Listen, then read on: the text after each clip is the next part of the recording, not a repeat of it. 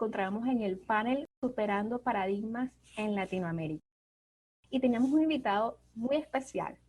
Hace un tiempo estuve en un comité del Colegio de Ingenieros del Estado Carabobo y estábamos investigando acerca de cosas innovadoras que estaban haciendo a nivel de Latinoamérica y descubrimos al Colegio Federado de Costa Rica de Ingenieros y Arquitectos y nos impresionó la labor que han hecho ellos en relación al encaje de innovación en este segmento, precisamente este desafío de este mes estamos hablando acerca de esa temática. Y nos pareció demasiado interesante invitar a Javier Chacón, que es director de operaciones del Colegio Federado de Arquitectos e Ingenieros de Costa Rica. Quisiéramos que nos explicara primero qué es este proyecto, de qué trata, lo voy a dejar así para que lo puedas explicar con más detalle. ¿Y cómo fue para insertar esa tecnología que ustedes están haciendo, que realmente es algo único en nuestra región? Y adicionalmente, ¿cómo tú motivas a otros innovadores, especialmente en ese rubro de lo que es la parte pública, a que se atrevan a hacerlo? Adelante, Javier. Desde Costa Rica para todas las personas que nos escuchan y nos ven. Cuando yo voy a construir en Costa Rica, la municipalidad del cantón correspondiente, nuestra distribución política es provincia, cantón, distritos. Entonces, la municipalidad del municipio, bueno, el gobierno local de esa municipalidad ha establecido históricamente una serie de normas y requerimientos. Pero por legislación, en nuestra ley constitutiva, la del Colegio Federado, se estableció de que todo plano de construcción debe contar con el sello del Colegio Federado para que después pueda ser presentado en las instituciones del gobierno central encargadas de aprobar esos planos y en definitiva ir a la municipalidad. Así sea una casa de interés social o de vivienda de interés social de 42 metros, puede ser un edificio de 140 metros o puede ser un estadio, cualquier tipo de obra, pública o privada. ¿Cómo se hacía antes? Bueno, la persona tenía que ir a pie, entregar los documentos, se pedía una serie de copias. Entonces, en el caso de nosotros, llegaban las personas con sus rollos de planos, tal vez algo que uno se acordaba mucho en la universidad, de plotear, ¿verdad? Todos los planos para un proyecto de tal materia o de la otra. Bueno, ahora eran todos esos rollos que no necesariamente el proyecto, por más pequeño que fuera, tiene una menor cantidad de láminas o por más grande que fuera, tuviera muchas más láminas. Todo eso se presentaba aquí al colegio para lo que nosotros hacemos, que es el registro de la responsabilidad profesional. Porque en Costa Rica, el ejercicio de la ingeniería de la arquitectura es mandatorio el estar incorporado al Colegio Federado de Ingenieros y Arquitectos. Solo los miembros que estamos incorporados al colegio y habilitados para nuestro ejercicio podemos tramitar la responsabilidad profesional de esa casa, de ese edificio, de ese comercio o de ese estadio. Eso ya suponía entonces un trámite. Acá, una impresión, 5 copias, 6 copias, dependiendo de lo que fuera. La persona se tenía que desplazar hacia nuestras oficinas. Nosotros estamos ubicados en San José, digamos. Entonces, vamos a ir sumando en esta conversación aspectos varios. Uno de ellos, el desplazamiento. Podemos pensar en el combustible utilizado, en el tiempo, en la productividad de las personas que tenían que sacar tiempo para hacer trámites cuando podrían dedicarlo a actividades realmente productivas, visitar un proyecto, atender otro cliente, etc. Eso se presentaba aquí al colegio, hacíamos un proceso de registro, como les contaba, y después había un resultado, porque podría que la persona haya presentado de manera incorrecta alguna serie de requisitos, alguna serie de aspectos que requerían de una subsanación. ¿Okay? ¿Qué pasaba si se subsanaba o era necesario? Nosotros le decimos un rechazo. ¿Okay? Esa persona tenía que volver a su oficina, volver a hacer el trámite, volver a plotear. Pensemos entonces ahora sí en el papel, la energía necesaria para producir el papel, etcétera, y volver a presentarlo hasta que fuera, que cumpliera, que estuviera conforme. Después se tenía que ir a las instituciones en un proceso que era concatenado. Primero al Ministerio de Salud, lo dejaba, lo recibía, un tiempo, podía ser un mes, 2 meses, puede ser más meses, dependiendo de la complejidad. Después, con esa aprobación del Ministerio de Salud, tenía que ir al Instituto Costarricense de Acueductos y Alcantarillados por aspectos de disponibilidad de agua. Eventualmente tenía que ir al Benemérito Cuerpo de Bomberos, que son los que revisan toda la parte de seguridad y protección de vida. Y si todo eso era de acuerdo y todo estaba ok, en ese momento sí podía ir a la municipalidad, también a un trámite, que las municipalidades, somos 82 cantones en Costa Rica y no tenemos una estandarización total. Algunas piden 14 requisitos para una vivienda y para esa misma vivienda otro te pide 7 requisitos. Eso era tiempo, eran desplazamientos, era combustible, era energía. Y en el año 2003, o más bien el año 2000, una junta directiva nuestra muy visionaria dijo, ¿qué podemos hacer? ¿Será entonces que compramos muchos escáneres? Y aquí lo importante de todas las personas que nos ven es tratar de acordarnos cómo eran nuestros países o nuestra vida en el año 2000. ¿Verdad? No teníamos la tecnología que tenemos hoy, las redes sociales, la comunicación, etcétera. Probablemente los profesionales decían, se me quemó la oficina, y les voy a contar cosas reales, tuve un incendio en la oficina, perdí todo mi trabajo histórico. ¿Será que tenemos que hacer escáneres? Nos traen los rollos, saquémosle copia a todo, guardémosle un servidor, inversión en servidores, yo sé de paso. Y bueno, ¿y qué? ¿Qué ganamos con eso? Eso no ayuda absolutamente nada porque la persona tenía que seguirse desplazando. Y en ese momento lanzamos lo que hoy se llama en las plataformas digitales Administrador de Proyectos de Construcción, APC, y Administrador de Proyectos de Topografía, APT. Ambas marcas que pasamos a registrar en nuestro Registro Nacional de Marcas, porque en sí es un cambio de cultura. ¿En qué sentido? Número uno, olvidémonos de que la gente iba a tener acceso a los planos, que me iban a robar la propiedad intelectual, que yo no lo envío por la red. Echémonos para el 2003 cuando empezamos con esto, ¿verdad? Que es que me da miedo, que lo mando por correo, que lo mando por un sistema que no conozco cómo funciona eh, la parte tecnológica. Yo prefiero tener mis planos, llevarlo a mano, nadie me los va a robar, voy a ir abrazado de ellos a esperar una respuesta. Entonces, la primer paradigma que había que romper de los profesionales es que su responsabilidad profesional, su propiedad intelectual, más bien se garantizaba todavía más. ¿En qué sentido?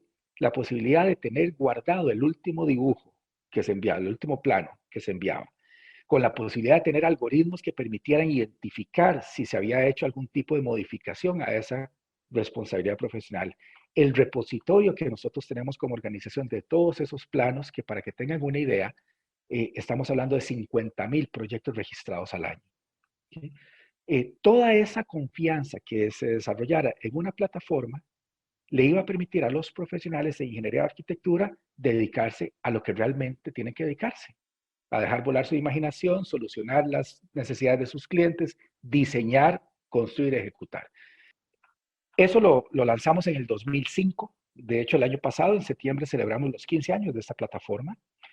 Pero realmente se vino a potenciar en el año 2011, cuando por un decreto ejecutivo del entonces presidenta doña Laura Chinchilla, con su ministra de Economía y su ministra de Vivienda, que dicho sea de paso, la hoy ministra de Vivienda es esa persona que en el año 2011 nos dio este empujón, dijo, esto no va a salir si lo dejamos a la voluntad de las personas.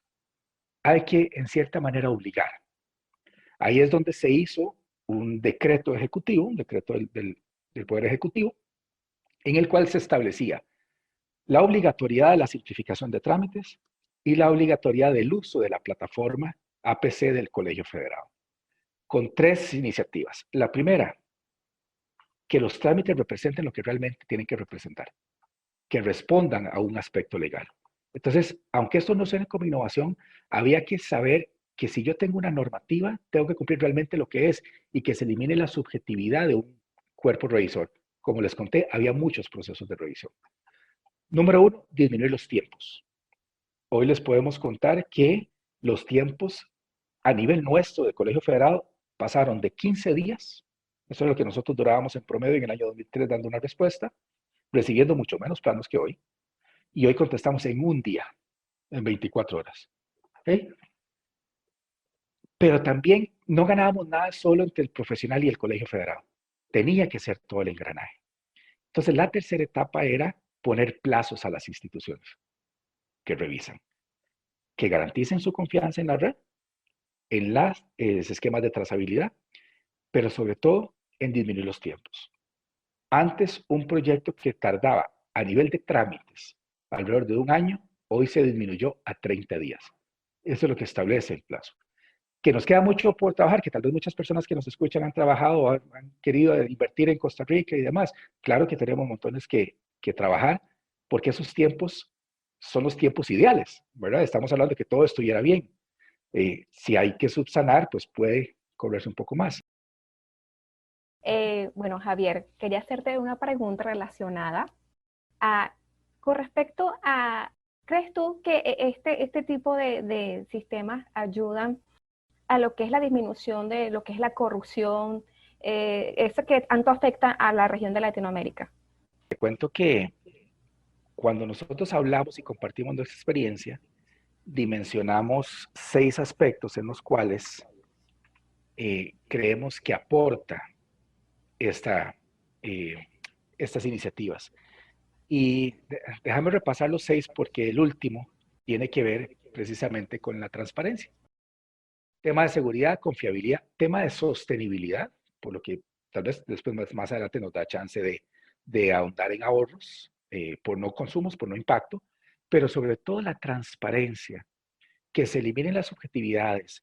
Cuando uno iba a hacer fila, entonces podrían aparecer esas figuras, aquí en Costa Rica le decíamos los gavilanes, las personas que te hacen fila por vos, ¿verdad? Y que casi que tenés que comprar el espacio de la fila, ¿verdad?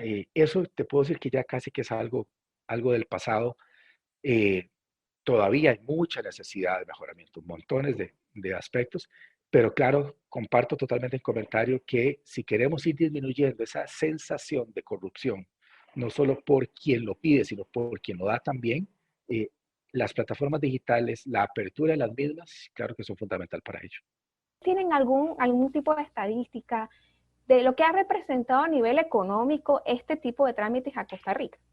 Te lo voy a contestar en 2 líneas. La primera es, eh, a partir de la implementación de las plataformas digitales, Costa Rica pudo aumentar en el indicador del Doing Business que mide el Banco Mundial, ¿verdad? El clima de hacer negocios. Hay un apartado específico de Dealing with Construction Permits o lo que es administración de permisos de construcción. Nosotros estábamos en un puesto muy, muy bajo. Probablemente por la metodología que utiliza el Banco Mundial para esta medición, tenía que ver con la cantidad de trámites, con la cantidad de veces que tenía que desplazarme, el costo asociado, la cantidad de personas que podían estar apoyando ese proceso. Y pudimos pasar de puestos de alrededor de 130 a pasar a puestos como de 60. Porque las principales economías del mundo, pues obviamente tienen acaparadas esos puestos. Y lo interesante, cuando ustedes, invito a todos a que tengan la posibilidad de revisar este indicador, es que no necesariamente los primeros lugares en este indicador son aquellos que duren el menor tiempo, sino que es una combinación de aspectos. Pues ahí es donde quedan las oportunidades de mejora. Entonces, claro que el hecho de subir el indicador del Doing Business sube, o sea, uno sube, eh, puede haber hecho más cosas que tal vez los que estaban debajo tuyo hicieron más cosas, entonces tal vez bajaste. Es como una competencia contra uno mismo. Primero que todo, contra un valor referencial. Cuanto estar más arriba, siempre mejor. Pero eso nos permitió identificar dónde estaban esas oportunidades de mejora. El otro aspecto que se puede medir es en la cantidad de metros cuadrados registrados. Nosotros tenemos que llegar a una medición país que fuera lo más estándar posible para todos los que estamos en el sector, poder hablarlo en el mismo idioma. Porque yo te podría decir, no, es que el costo de tal obra puede ser tanto y no es lo mismo en una zona de alta densidad de población versus una zona más alejada, los servicios asociados, servicios públicos, agua, electricidad, telecomunicaciones, etcétera. Pero con el paso del tiempo, más fue aumentando la cantidad de metros cuadrados registrados.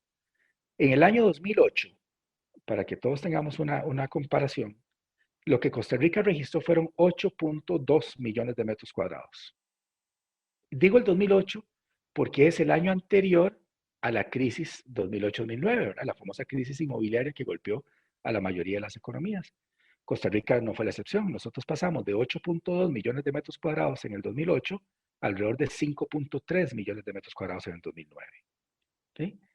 Pero lo que fue el año 2019, el año antes de la pandemia, registramos 11 millones de metros cuadrados.